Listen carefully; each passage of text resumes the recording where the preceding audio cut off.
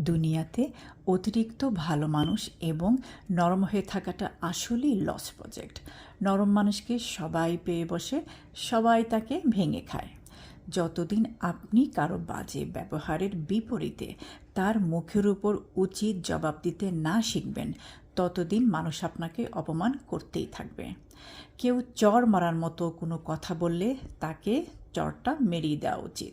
ভালো মানুষই করে সেটা পেন্ডিং রাখা উচিত না। কেউ চর মারার মতো কথা বলে আজকে আপনার কাছ থেকে পার পেয়ে গেল, কালকে সে আপনাকে আরও বাজে কথা বলবে। তখন আপনার নিজের মানসিক যন্ত্রণার জন্য আপনি নিজেই দায়ী থাকবেন। স্ট্রেট ফরওয়ার্ড হন, স্পষ্টবাদী হন।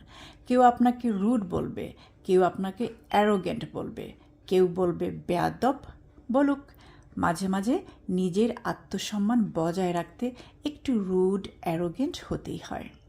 পৃথিবীর সব কিছুর সাথে আপোষ চলে, কিন্তু নিজের আত্মসম্মানের সাথে আপোষ একেবারেই চলে না।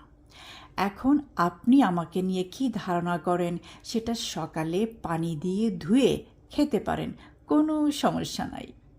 Thank you for watching. Please follow me for more.